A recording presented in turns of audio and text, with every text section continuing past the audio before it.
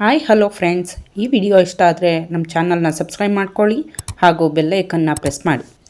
ಈಗ ಬೆಂಡೆಕಾಯಿ ಸಾಂಬಾರನ್ನ ಹೇಗೆ ಮಾಡೋದು ಅಂತ ನೋಡೋಣ ಬನ್ನಿ. ಅದಕ್ಕೆ ಬೇಕಾಗಿರೋ ಸಾಮಗ್ರಿಗಳು: ಬೆಂಡೆಕಾಯಿ ಅರ್ಧ kg ತೊಗೊಂಡಿದ್ದೀನಿ ನಾನಿಲ್ಲಿ, ಮೆಣಸಿನ್ಕಾಯಿ 10ರಿಂದ 12 ಕಟ್ ಮಾಡಿ ಇಟ್ಕೊಂಡಿದ್ದೀನಿ, ಸಾಸಿವೆ ಒಗ್ಗರಣೆಗೆ, ಜೀರಿಗೆ,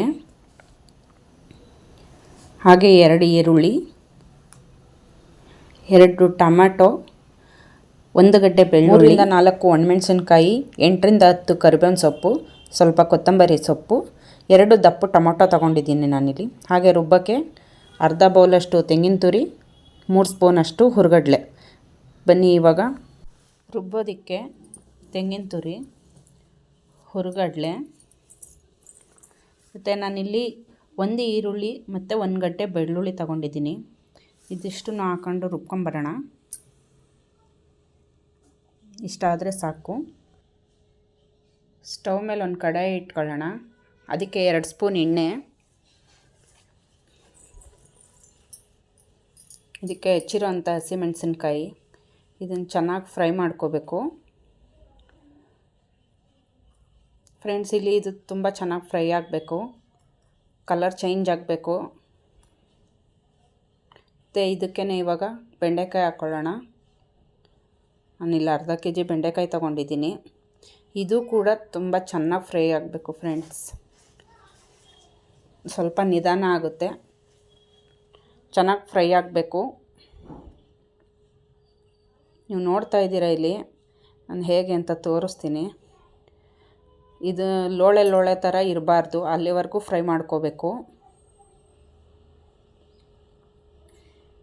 ಅದು ಕೂಡ ಕಲರ್ ಚೇಂಜ್ ಆಗುತ್ತೆ ನೋಡಿ. ಇಲ್ಲಿ ಆಗಿದೆ, ಇಷ್ಟಾದರೆ ಸಾಕು.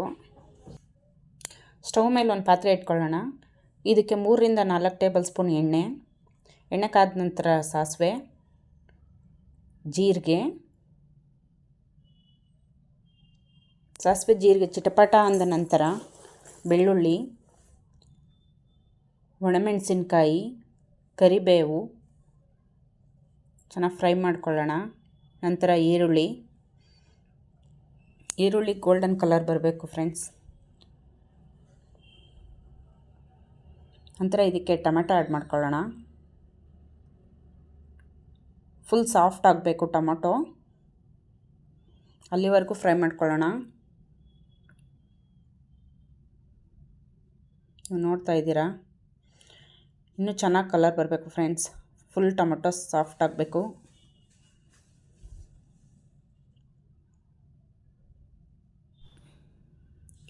ಇವಾಗ ನಾವು ಇದಕ್ಕೆ ರುಚಿ ಆ್ಯಡ್ ಮಾಡ್ಕೊಳ್ಳೋಣ. ಸ್ವಲ್ಪ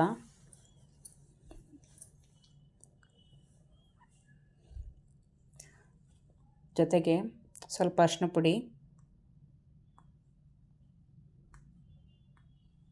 ಇವಾಗ ನಾವೇನು ರುಬ್ಬಿಟ್ಕೊಂಡಿದ್ದೀವಿ ಅದನ್ನು ಇದಕ್ಕೆ ಆ್ಯಡ್ ಮಾಡ್ಕೊಳ್ಳೋಣ. ನಾನು ಅದ್ರ ಜೊತೆಗೆ ಸ್ವಲ್ಪ ನೀರು ಹಾಕ್ಬಿಟ್ಟು ಇದಕ್ಕೆ ಹಾಕೋತಾ ಇದ್ದೀನಿ. ತಳ ಹಿಡಿಯುತ್ತೆ, ಹಾಗೆ ಕೈ ಆಡಿಸ್ತಾ ಇರಿ.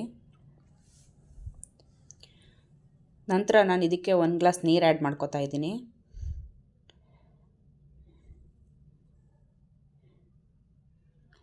ಇವಾಗ ಇದಕ್ಕೆ ನಾವೇನು ಹುರಿದಿಟ್ಕೊಂಡಿದ್ದೀವಿ ಆ ಬೆಂಡೆಕಾಯಿ ಆ್ಯಡ್ ಮಾಡ್ಕೊಳ್ಳೋಣ. ಸ್ವಲ್ಪ ಹಾಗೆ ಮಿಕ್ಸ್ ಮಾಡೋಣ ಎಲ್ಲನೂ ಚೆನ್ನಾಗಿ. ನೀವು ನೋಡ್ತಾ ಇರ್ಬೋದು, ದೋಸೆ, ಚಪಾತಿ, ರೊಟ್ಟಿಗಾದರೆ ಇನ್ನೊಂದು ಸ್ವಲ್ಪ ತೆಳುವಾದರೆ ಸಾಕಾಗುತ್ತೆ ಫ್ರೆಂಡ್ಸ್. ಆದರೆ ನಾವಿಲ್ಲಿ ಸಾಂಬಾರು ಮಾಡ್ತಾ ಇರೋದ್ರಿಂದ ನಮಗೆ ಇನ್ನೂ ಸ್ವಲ್ಪ ತೆಳು ಬೇಕು.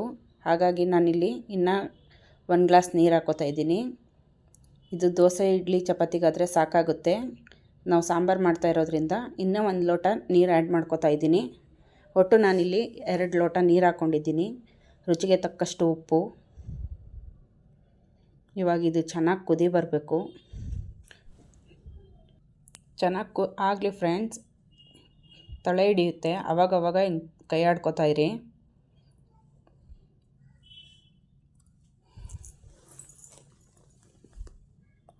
ಇವಾಗ ಇದು ಕುದೀತಾ ಇದೆ ಫ್ರೆಂಡ್ಸ್. ಇದು ನನ್ನ ಹೊಸ ಚಾನಲ್ಲು, ಪ್ಲೀಸ್ ನಮಗೂ ಸಪೋರ್ಟ್ ಮಾಡಿ. ವಿಡಿಯೋ ಇಷ್ಟ ಆದರೆ ಲೈಕ್ ಮಾಡಿ, ಶೇರ್ ಮಾಡಿ, ಕಮೆಂಟ್ ಮಾಡಿ, ಹಾಗೆ ಸಬ್ಸ್ಕ್ರೈಬ್ ಮಾಡ್ಕೊಳ್ಳಿ ಫ್ರೆಂಡ್ಸ್. ಮಿನಿಮಮ್ 5 to 6 ಮಿನಿಟ್ಸ್ ಚೆನ್ನಾಗಿ ಕುದಿಬೇಕು. ನೋಡ್ತಾ ಇದ್ದೀರಾ ಇವಾಗ ಆಗಿದೆ ಇದು. ಲಾಸ್ಟಲ್ಲಿ ಕೊತ್ತಂಬರಿ ಸೊಪ್ಪು ಆ್ಯಡ್ ಮಾಡ್ಕೊಳ್ಳೋಣ.